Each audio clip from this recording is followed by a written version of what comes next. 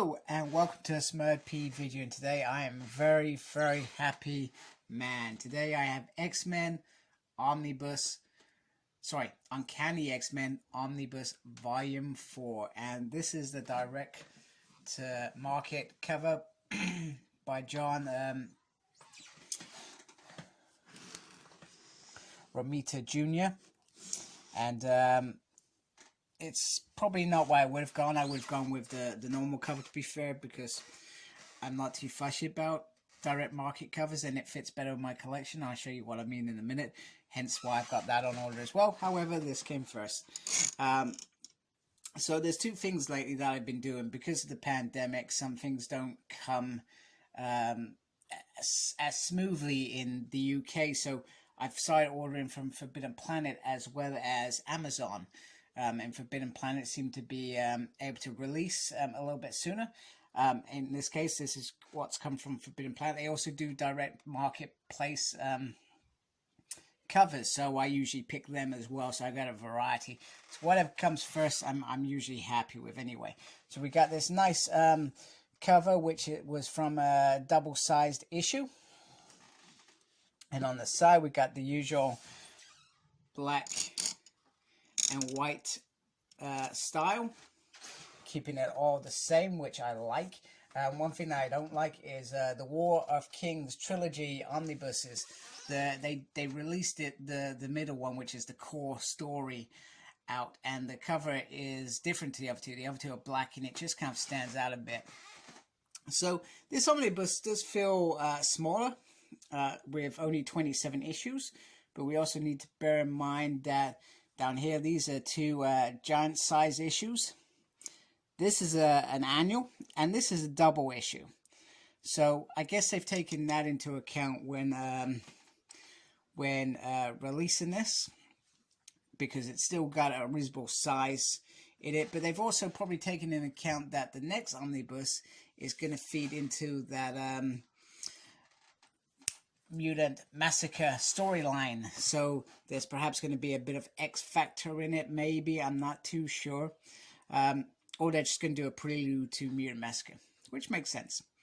Now, I still hope that they continue with Uncanny X-Men anyway, because it makes sense, and they've got Kitty Pryde and Wolverine in there, so they've thrown in another mini-series, which was around the same sort of time and important to Kitty's development, as well as it just being Wolverine.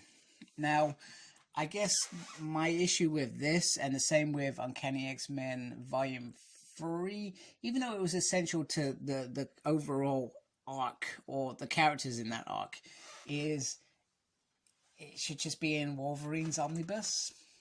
Just saying. That's just always bugged me a little bit. Underneath, we have this beautiful black. There's a little bit of, I don't know, stuff going on there. Looks very nice on the side. Put that down. Chris Claremont is the legendary writer.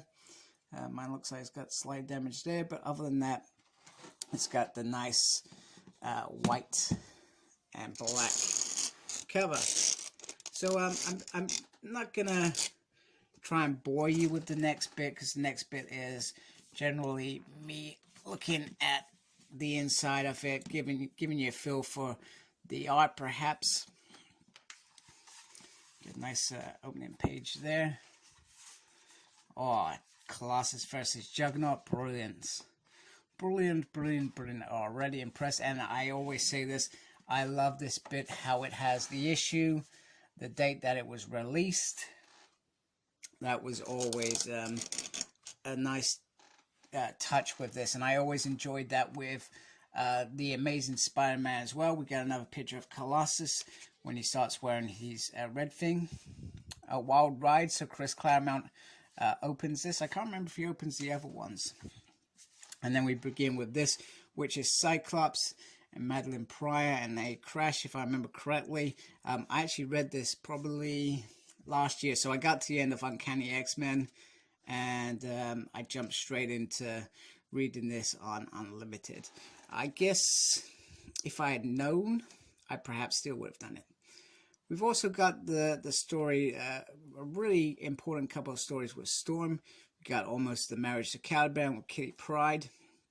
We've got the Professor X walking before it goes terribly. Oh, actually, is this the recovery bit?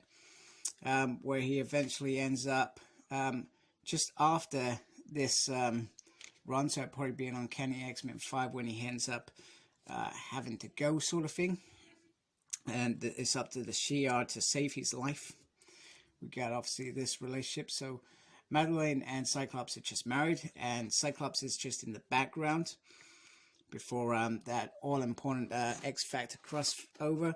We get a bit where Carol Danvers takes over Rogue, and also Storm sacrifices her powers at some point. We've also got the introduction of Rachel Summers, which I love in these early days of Uncanny X-Men, more than I actually thought that I would.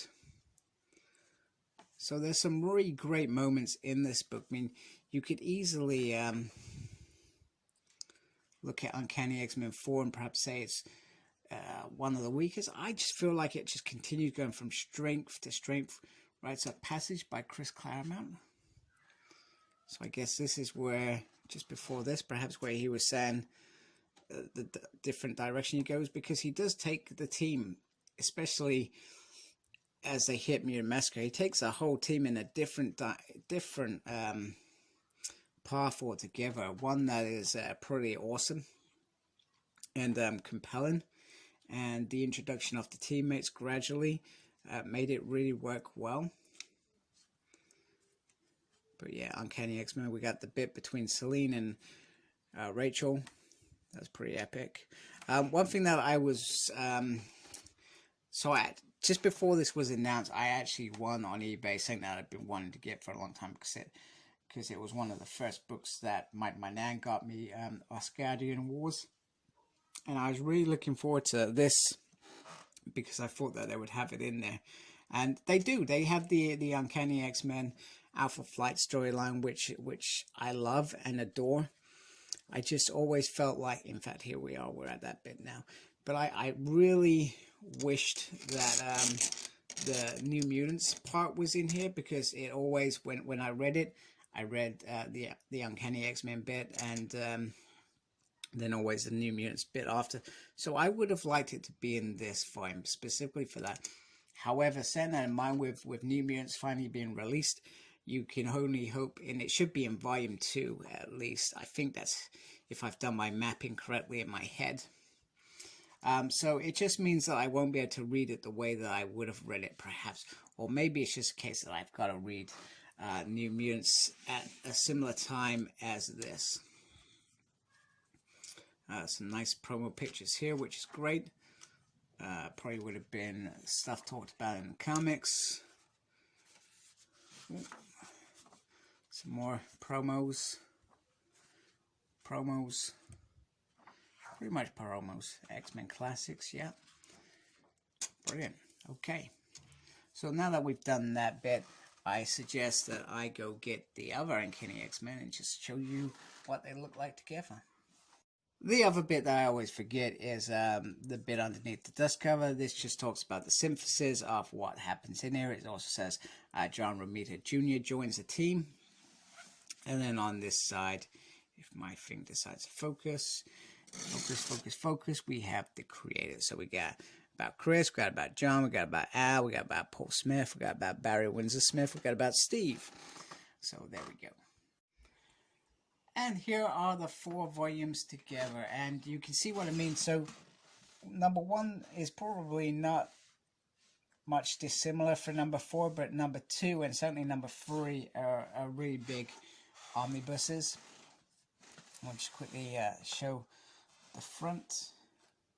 I can't remember if I said that there are only 27 issues in Uncanny X-Men number 4. And this is what I was talking about. I really want the version that goes with this. But they do look very, very, get the angle right. They do look very, very nice together in terms of this. The other thing that I just wanted to say is this collects the Uncanny X-Men 176 to 193. the X-Men Annual 8, Kitty Pryde and Wolverine 1-6, X-Men Alpha Flight 1-2, and Marvel Fanfare 40. Oh, there we go.